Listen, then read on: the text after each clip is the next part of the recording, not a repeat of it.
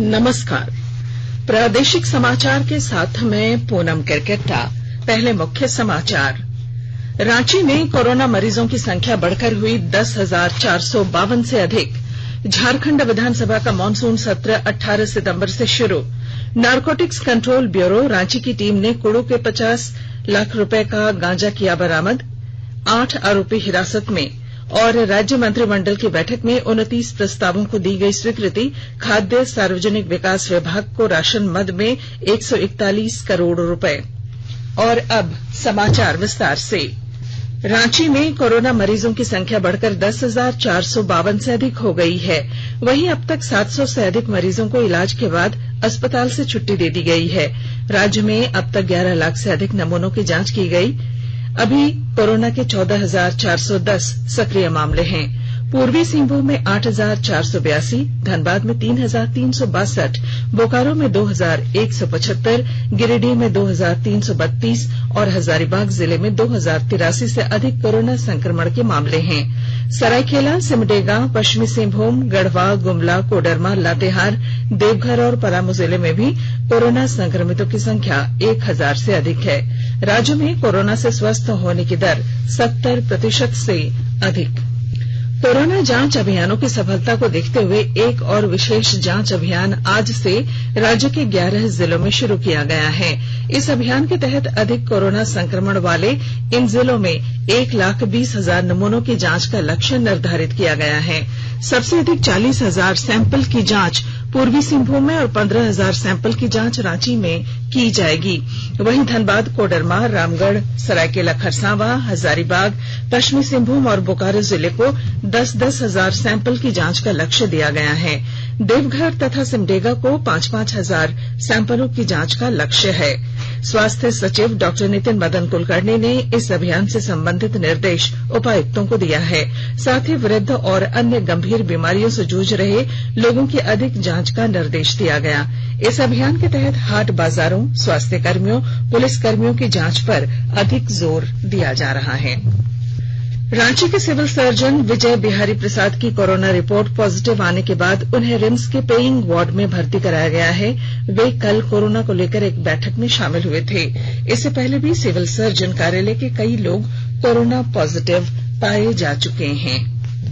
स्वास्थ्य और परिवार कल्याण मंत्रालय ने लोगों को सलाह दी है कि वे नोवेल कोरोना वायरस से अपने को सुरक्षित रखने के लिए सभी बुनियादी एहतियाती उपायों का पालन करें और सामाजिक दूरी बनाए रखें। एक रिपोर्ट। सरकार ने कहा है कि आवश्यक वस्तुओं की पर्याप्त आपूर्ति जारी है और लोगों को चिंता करने की कोई जरूरत नहीं है। लोगों को सलाह दी जाती है कि वे आवश्यक वस्तुओं और चिकित्सा सामानों की खरीदारी करते समय धैर्य रखें और शांत रहें। आवश्यक वस्तुओं को खरीदने के लिए बार बार बाहर निकलने से बचें। साथ ही लोगों से हाथ मिलाने और गले लगने से भी बचना चाहिए। बाजार, मेडिकल स्टोर और अस्पतालों में लोग कम से कम 1 मीटर की दूरी बनाए रखें। घर पर गैर जरूरी सामाजिक समारोह से बचा जाना चाहिए और घर पर मेहमानों को नहीं बुलाना चाहिए। लोगों को अपनी आंख, नाक और मुंह छूने से बचना चाहिए और लगातार हाथ साफ करते रहना चाहिए। हाथ को दोनों तरफ से कम 20 सेकंड तक रगड़कर धोना चाहिए। यदि कोई व्यक्ति खांसी या बुखार से पीड़ित है तो वह दूसरों के संपर्क में आने से बचे और डॉक्टर से तुरंत परामर्श ले। स्वास्थ्य मंत्रालय ने कोरोना वायरस के बारे में जानकारी के लिए एक टोल फ्री नंबर 1075 जारी किया है। इधर राज्य सरकार की ओर से भी कई दिशा निर्देश जारी किए गए हैं। इस सिलसिले में सरकार ने हेल्पलाइन नंबर 181 जारी किया है। सरकार ने कहा है कि कोरोना वायरस से संदिग्ध तौर पर संक्रमित कोई व्यक्ति पाया जाता है तो इसकी सूचना 0651 जो रांची का कोड है और टेलीफोन नंबर 2261-000 तथा 2261-002 के अलावा फैक्स नंबर 2261-856 और मोबाइल नंबर 9955837428 पर दी जा सकती है। आकाशवाणी रांची भी आपसे अपील करता है कि कोविड-19 के संक्रमण से बचने और अन्य लोगों को सुरक्षित रखने के लिए कृपया घर पर ही रहें और सरकारी दिशा निर्देशों का पालन करें। केंद्रीय जांच टीम ने कल पूर्वी सिंहभूम जिले का जायजा लिया। इस दौरान जिला प्रशासन द्वारा कोरोना की रोकथाम के लिए किए जा रहे प्रयासों की जानकारी ली गई। केंद्रीय टीम ने कल पूर्वी सिंहभूम जिले के सैंपल कलेक्शन सेंटर और कंटेनमेंट जोन का भी निरीक्षण किया। केंद्रीय टीम में डॉक्टर तापस कुमार राय, डॉक्टर पूर्णिमा तिवारी और डॉक्टर अमरेंद्र महापात्र शामिल हैं। प्रधानमंत्री नरेंद्र मोदी ने कोविड महामारी से संघर्ष में मीडिया की भूमिका की सराहना की है। श्री मोदी ने कहा कि मीडिया ने कोविड महामारी के बारे में जागरूकता फैलाकर तथा सरकार के कार्यों की योजनाएं बताकर जनता की अभूतपूर्व सेवा की है। वे वीडियो कॉन्फ्रेंसिंग के जरिए जयपुर में पत्रिका गेट के उद्घाटन के अवसर पर बोल रहे थे। उन्होंने कहा कि समाज के प्रबुद्ध वर्ग और लेखक पथ प्रदर्शक तथा शिक्षक होते हैं। उन्होंने कहा कि स्वतंत्रता संग्राम के दौरान हर बड़ा नाम लेखन से जुड़ा हुआ था। प्रधानमंत्री ने नई पीढ़ी में पठन पाठन की आदत बनाने का भी आग्रह किया। देश के प्राचीन साहित्य के महत्व के बारे में प्रधानमंत्री ने कहा कि ये जरूरी है कि आज के ट्वीट और गूगल के इस युग में नई पीढ़ी गंभीर ज्ञान से दूर न हो। श्री मोदी ने कहा कि विश्व में भारत के उत्पादों के साथ भारत की आवाज भी ज्यादा सुनी जा रही है। झारखंड विधानसभा का मानसून सत्र 18 सितंबर से शुरू हो रहा है। इस संबंध में आज विधानसभा के सचिव महेंद्र प्रसाद ने सभा सचिवालय के अधिकारियों के साथ बैठक की। बैठक में सत्र की तैयारियों के साथ साथ कोरोना वायरस कोविड-19 के संक्रमण के मद्देनजर एहतियाती कदम उठाने पर भी विस्तृत चर्चा की गई। यदि कोई सदस्य कोरोना संक्रमित या संक्रमण से संदिग्ध हो तो वह विधानसभा की कार्यवाही में भाग नहीं लेते हुए किसी अन्य सदस्य को अपने विधायी कार्यों तथा प्रश्न पूछे जाने के लिए प्राधिकृत कर सकते हैं और उन्हें इसकी सूचना सभा सचिवालय को 24 घंटे पहले देनी होगी। सदन के अंदर कार्य करने वाले सभा सचिवालय के पदाधिकारी और कर्मी भी 72 घंटे पहले कोविड-19 की जांच कराना सुनिश्चित करेंगे। आकाशवाणी के ताजा तरीन समाचारों के लिए आप हमारी वेबसाइट newsonair.com पर लॉग ऑन कर सकते हैं।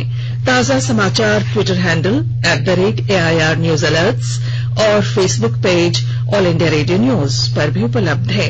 आप प्रादेशिक समाचार एकांश के ट्विटर हैंडल @AIR News_रांची और Facebook page AIR News Ranchi के अलावा YouTube channel regional news unit Ranchi पर भी हमारे बुलेटिन सुन सकते हैं।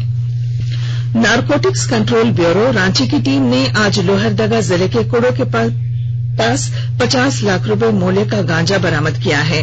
इस मामले में 8 लोगों को हिरासत में लेकर एनसीबी रांची की टीम पूछताछ कर रही है। पुलिस को सूचना मिली थी कि उड़ीसा के कटक से एक ट्रक में लगभग 550 किलोग्राम गांजा बिहार के आरा भेजा जा रहा है। एनसीबी की टीम ने कुड़ू शहरी क्षेत्र के मस्जिद चौक के पास ट्रक को रोककर ट्रक के केबिन में छिपाकर रखे गए 550 किलोग्राम गांजा बरामद किया। टीम ने मोबाइल लोकेशन के आधार पर ट्रक को एस्कॉर्ट कर रही एक स्कॉर्पियो को बस स्टैंड में पकड़ा। हिरासत में लिए गए सभी आरोपियों से एनसीबी की टीम पूछताछ कर रही है। दुमका जिला प्रशासन ने विधानसभा उपचुनाव की प्राथमिक तैयारी कर ली है। विभिन्न राजनीतिक दल भी कोरोना संक्रमण से बचाव के लिए सतर्कता बरतते हुए उपचुनाव की तैयारी में जुट गए हैं और जानकारी दे रहे हैं हमारे संवाददाता। दुमका विधानसभा उपचुनाव को लेकर प्रशासनिक स्तर पर प्राथमिक तैयारियां पूरी कर ली गई हैं। राजनीतिक दल भी कोरोना महामारी से बचाव के उपायों का ध्यान रखते हुए जनसंपर्क अभियान चला रहे हैं। भारतीय जनता पार्टी के प्रदेश स्तर के नेता दुमका पहुंच रहे हैं और पार्टी कार्यकर्ताओं के साथ विभिन्न स्तर पर बैठक कर चुनावी रणनीति बनाने में जुटे हुए हैं। झारखंड मुक्ति मोर्चा भी अपनी रणनीति के तहत लोगों से संवाद और संपर्क करने में लगा है। हर किसी को चुनाव की तारीख के ऐलान का इंतजार है। चुनाव आयोग स्पष्ट कर चुका है कि 29 नवंबर से पहले बिहार विधानसभा चुनाव के साथ ही देश के सभी लंबित 64 विधानसभा और 1 लोकसभा सीट के लिए उपचुनाव करा लिया जाएगा। RK नीरद, आकाशवाणी समाचार, दुमका। मुख्यमंत्री हेमंत सोरेन की अध्यक्षता में राज्य मंत्रिपरिषद की बैठक में आज कई विभागों के 29 प्रस्तावों पर स्वीकृति दी गई। कैबिनेट सचिव अजय कुमार सिंह ने बताया कि खाद्य एवं सार्वजनिक वितरण विभाग के प्रस्ताव पर 5 किलो अनाज के लिए 141 करोड़ रुपए की स्वीकृति दी गई। झारखंड अधिवक्ता लिपिक कल्याण निधि नियमावली 2020 के गठन की स्वीकृति दी गई। मनरेगा योजना के बेहतर क्रियान्वयन के लिए भी ग्रामीण विकास मंत्रालय भारत सरकार द्वारा राज्य में क्लस्टर फैसिलिटेशन प्रोजेक्ट परियोजना संचालित करने को स्वीकृति मिली।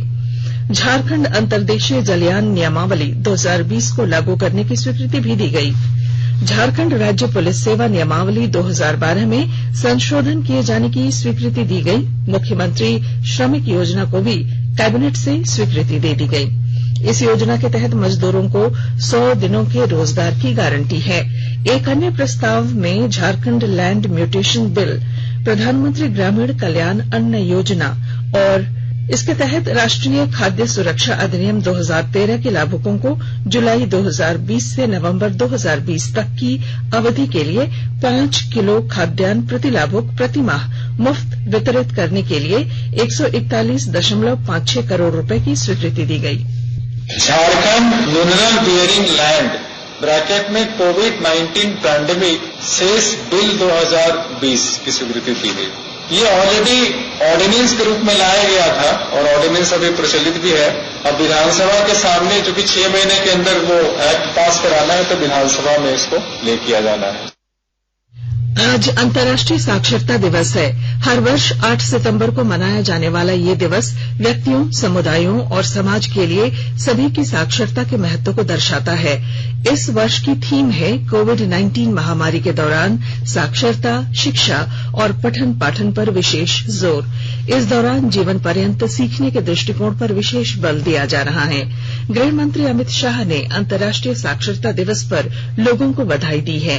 एक ट्वीट संदेश में श्री शाह ने कहा कि एनडीए सरकार बच्चों को सशक्त बनाने के साथ ही राष्ट्रीय शिक्षा नीति, सबके लिए शिक्षा, बेटी बचाओ बेटी पढ़ाओ और समग्र शिक्षा अभियान जैसे कार्यक्रमों के माध्यम से सभी के लिए शिक्षा विषय पर लगातार काम कर रही है। सूचना और प्रसारण मंत्री प्रकाश जावड़ेकर ने नागरिकों से अपील की है कि वह अपने आसपास रहने वाले किसी एक निरक्षर व्यक्ति को पढ़ना और लिखना सिखाएं। अंतर्राष्ट्रीय साक्षरता दिवस पर सोशल मीडिया पर एक संदेश में उन्होंने कहा कि साक्षर भारत के सपने को पूरा करने के लिए सभी को अपनी सक्रिय भागीदारी सुनिश्चित करनी चाहिए। गोड्डा जिले के मुफस्सिल थाना क्षेत्र के रानीडीह गांव के कुंदन टोला में महर्षि मेही आश्रम में 42 वर्षीय साध्वी से दुष्कर्म का मामला सामने आया है। मामले में एक आरोपी को गिरफ्तार कर लिया गया है। 4 आरोपियों में से 2 अज्ञात हैं, जबकि 2 के नाम मालूम हैं। पीड़ित साध्वी बनारस की रहने वाली है, जो फरवरी से रानी जी के आश्रम में रह रही थी।